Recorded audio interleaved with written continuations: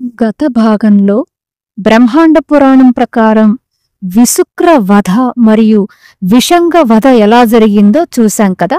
ఇక ఈ భాగంలో సౌభాగ్య భాస్కరం ఏమి చెప్తోందో చూద్దాం.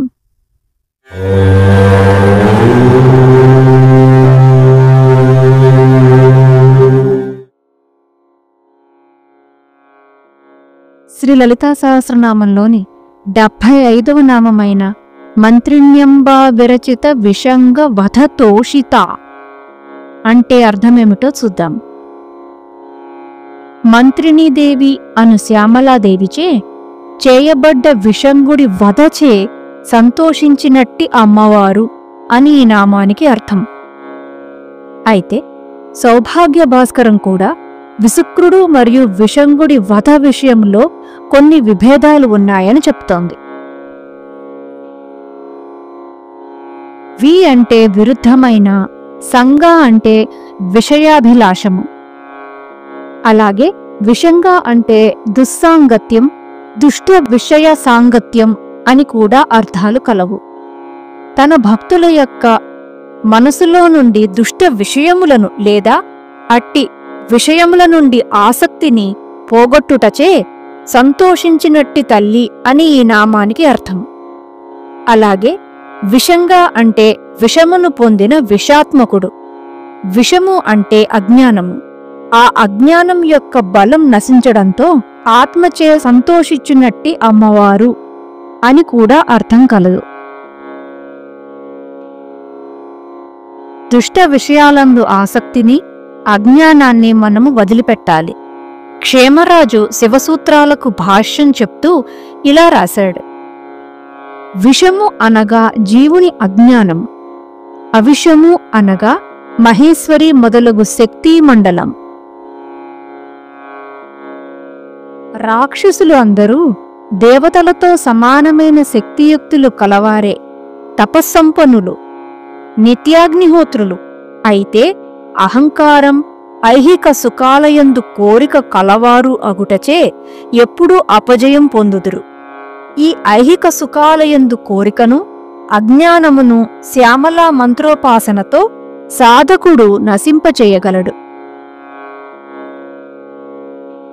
శ్రీ లలితా సహస్రనామంలోని 76వ నామమైన విశుక్ర ప్రాణహరణ వారాహి వీర్య నందిత అంటే అర్థమేమిటో చూద్దాం.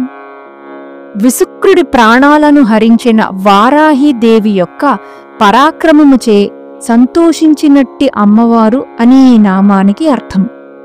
వి అంటే విరుద్ధమైన, శుక్ర అంటే తేజస్సు కల జీవత్వము అని అర్థం. విశుక్రుడు మనలోని తేజస్సును హరించేవాడు, అహంకారపూరితుడు. విశుక్రుడు అంటే విచారము కలవాడు, సంసారి అని కూడా అర్థం కలదు. చైతన్యవంతమైనది మరియు శక్తివంతమైనది అయిన జీవత్వము విరుద్ధ అంటే ద్వంద్వ వైఖరితో వ్యక్తమవుతోంది. ముఖ్యంగా సందర్భాన్ని బట్టి సుఖము లేదా శోకము అనే 2 విధములుగా వ్యక్తమవుతోంది. ఈ విరుద్ధ వైఖరిని తొలగిస్తే జీవి చైతన్యవంతుడవుతాడు. వారాహి ఉపాసన వల్ల ఇవి తొలగిపోతాయి. ఇలా చైతన్యవంతమైన జీవిని చూస్తే అమ్మవారు సంతోషిస్తారుట.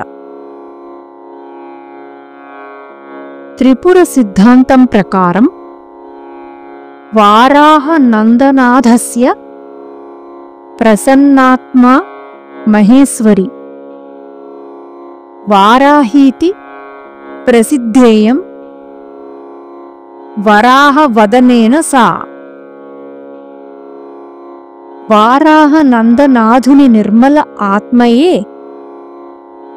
వారాహ ముఖము కలిగిన వారాహి అయినది అని త్రిపుర సిద్ధాంతము చెప్పుచున్నది. బాల, మంత్రిని మరియు వారాహి ఉపాసనల ద్వారా సాధకుడి మనోవృత్తులలో మార్పు జరిగి ఐహిక ఆలోచనలు విడిచిపెట్టి ఆత్మసాక్షాత్కారం వైపు అడుగులేస్తాడు. ఆత్మబలం కలిగిన వాడు తానే విశ్వము, విశ్వమే తానుగా భావిస్తాడు. ఇదే శివసూత్రం చెప్తోంది. కోరికలు నశిస్తేనే మనోవృత్తులు నశిస్తాయి. అప్పుడే ఆత్మానంతం కలుగుతుంది. వచ్చే భాగంలో 77వ నామమైన కామేశ్వర ముఖాలోక కల్పిత శ్రీ గణేశ్వర అనే నామం గురించి తెలుసుకుందాం. చూశారు కదండి ఈరోజు వీడియో. ఈ వీడియో మీద మీ అభిప్రాయాన్ని కామెంట్ల రూపంలో తెలియజేయండి. మీకు ఈ వీడియో నచ్చినట్లయితే లైక్ చేయండి. మరింత మందితో ఈ సమాచారాన్ని పంచుకోవాలనుకుంటే షేర్ చేయండి. అలాగే మొదటిసారి మా వీడియోని ఎవరైనా చూస్తున్నట్లయితే సబ్స్క్రైబ్ చేయడం మర్చిపోకండి. మళ్ళీ వచ్చే వీడియోలో కలుద్దాం. అంతవరకు మీ వద్ద సెలవు తీసుకుంటోంది మీ మానస.